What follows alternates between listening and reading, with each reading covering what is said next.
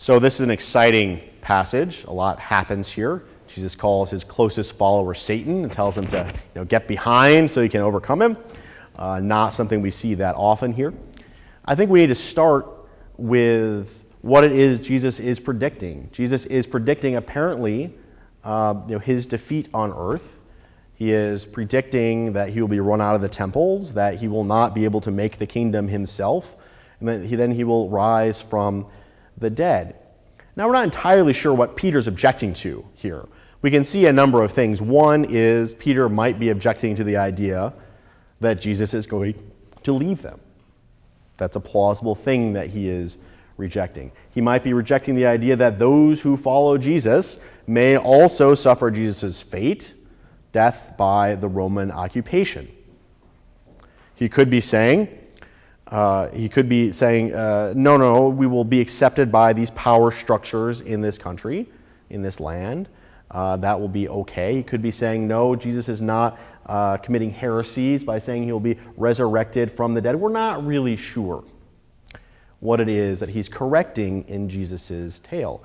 But what we do know, first of all, is the method of Jesus' death, the gruesome crucifixion.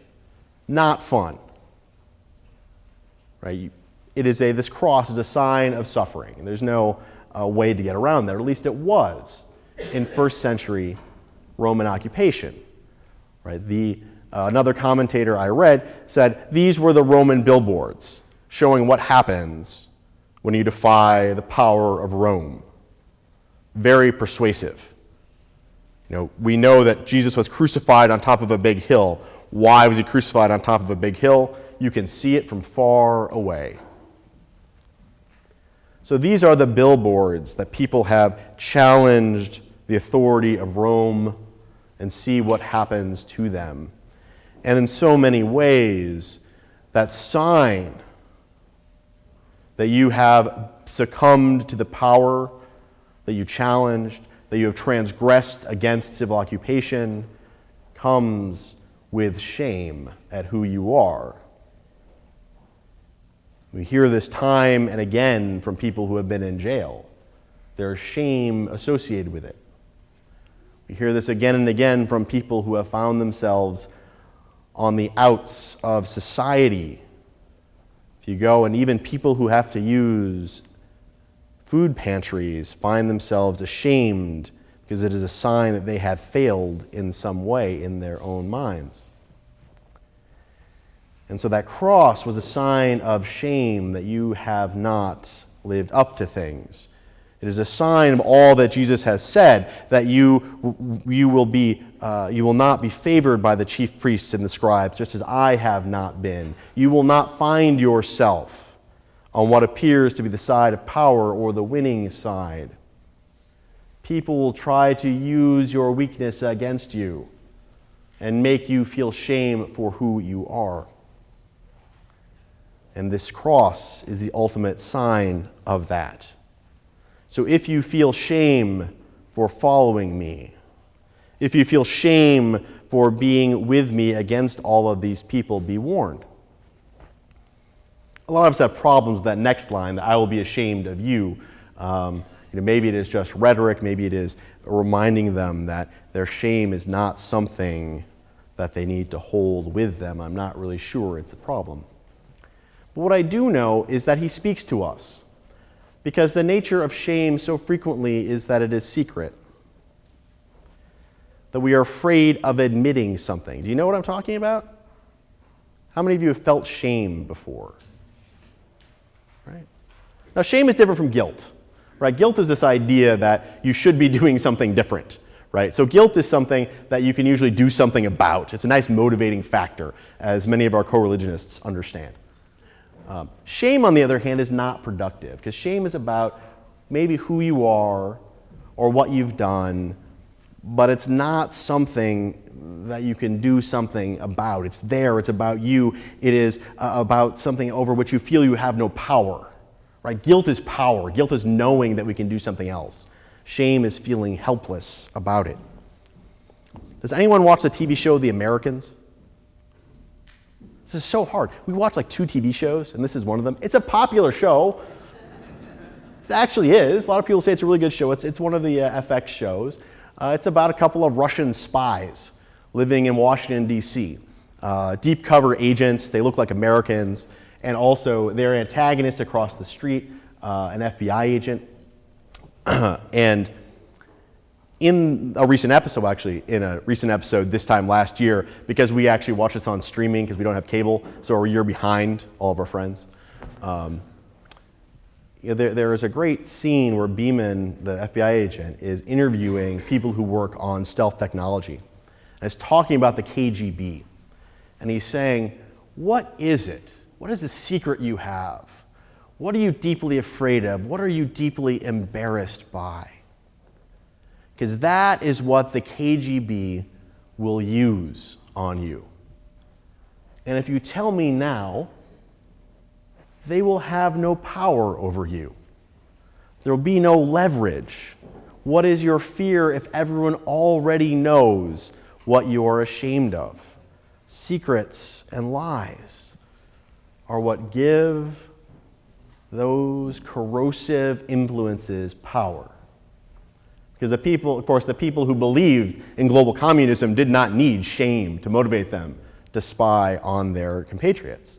No, it's people who were coerced and blackmailed that we're trying to deal with here.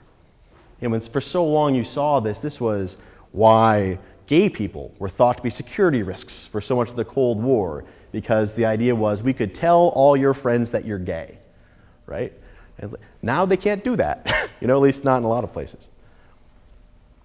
So that secret shame is what evil can use, or however you want to describe it.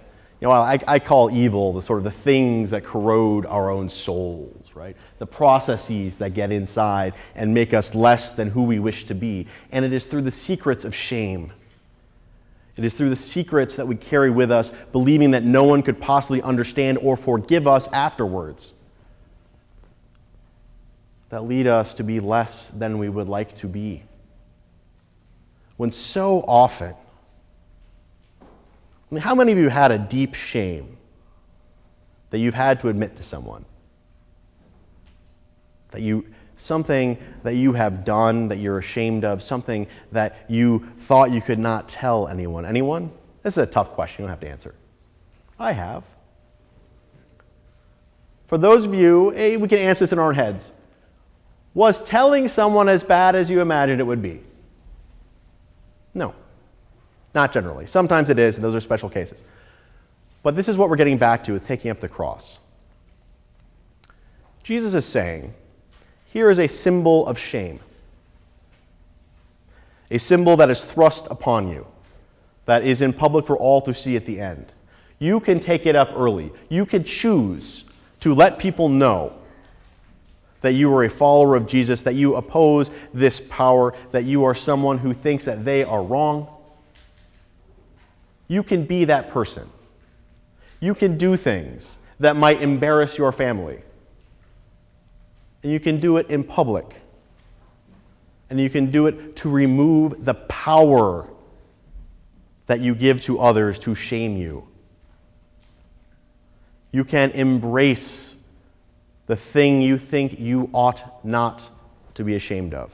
In this case, following Jesus. Yes, it's embarrassing to your friends and to your family when you're up with this guy who is being chased out of town. But if it is something that you believe, if it is something that you pursue out of the hermeneutic of love, believing that this is how we can show love to one another in the world, you can take up your own cross, your own burden, your own sign of shame, and share it with those around you and say, no, this shame has no power over me. I am a loved child of God. I am a loved child of God. I am a whole person. I may acknowledge what is true about me, acknowledge what I have done, acknowledge who I am, and God will love me still. So when we read this and we say, get behind me, Satan, know that Peter's message is the message of secrecy. He's the message of embarrassment. And Jesus's is the message of the world around us. the message of truth, the message of transcendence, to say we do not need secrets. We do not need to hide who we are. We will find love from God above and in the community of our brothers and sisters. So take up your own cross. Amen.